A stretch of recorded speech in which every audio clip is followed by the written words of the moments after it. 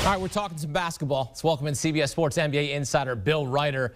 We'll start in L.A. where the Lakers lose to the Clippers in serious jeopardy now of having to play in the play-in tournament, which we know LeBron isn't thrilled about. He's aiming to return next week as he deals with a sore right ankle. Bill, what's the level of concern among the Lakers that they may have to compete in this play-in tournament?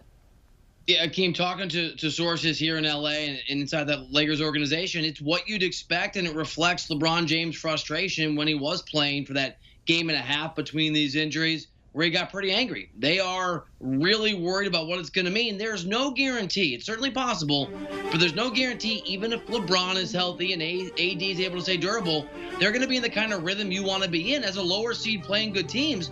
To say nothing of a one-game situation where you're rolling ankle, you have back spasms, you have an off game, and your season's over. The Los Angeles Lakers know two facts are real. One, if they can get through a play-in situation or avoid it and LeBron's healthy, they're championship contenders. And two, that reality could be thwarted in a play-in situation or because of the injuries we've seen this year. There's a lot of range of possibilities. This Lakers organization is aware of them and very concerned about the wrong end of how things could go. Yeah, it's interesting. The top two teams in terms of favorites to win the NBA title, the Nets and the Lakers both dealing with continuity and chemistry right now as they're trying to get all their guys back. The Lakers play Portland on Friday. Both teams have identical 37-29 records, and including Friday's game, the Lakers have 6 to play in the regular season. As I mentioned, the Nets, the favorites to win the NBA title, they've got 5 games to play. They lost to the Mavs on Thursday night, their 4th straight loss. Here's what Kevin Durant had to say post-game.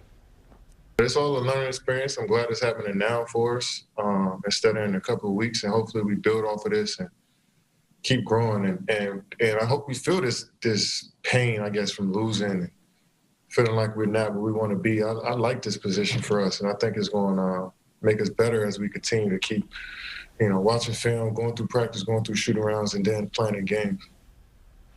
All right, so KD likes facing some adversity, but there might be some adversity on the horizon here. James Harden said on Thursday he's very confident he'll play before the playoffs.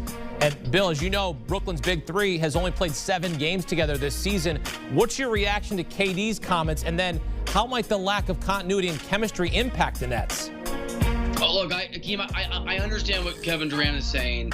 And losing games, feeling frustrated, right, going through this experience where your season's not on the line. There's no doubt that players will tell you, GMs, coaches will tell you, it can have an impact. But the truth of the matter is it would be a lot more safely instructive if they were, say, 5 games up for that 2 spot. You do not want to fall to the 3. You just don't. I don't think personally you want to play the Boston Celtics, and things could shift. But with all respect to the Knicks, I'd rather play the Knicks or the Hawks in the first round or the second round if you advance. And the reality is you want to have home court advantage to whatever degree that's going to matter in a reduced fans in your arena situation. It's still probably going to be somewhat significant. So I think KD, not full of it, he's just trying to make lemonade out of lemons. And you're right, the continuity thing is huge, and it's why you don't want to have to go on the road or face the wrong opponent or fall the way down to 3 in this postseason, because it's going to take a minute if it happens, and I think it's an if, Akeem. When Harden comes back, let's presume that he's accurate and he's going to be back a few games before the postseason, and that 7 games as a Big Three becomes the entire postseason. Maybe they click. Maybe they grind through a difficult first round and then they get going and they're the team we expect. But we've seen in the past it's taken teams whole seasons or more for a Big 2 or a Big 3 to work.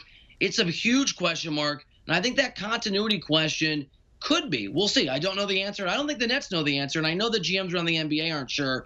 It could be a significant problem for a very talented Brooklyn team if and when those 3 guys get healthy and get together on the floor. Yeah, it's always difficult to flip the switch come playoff time.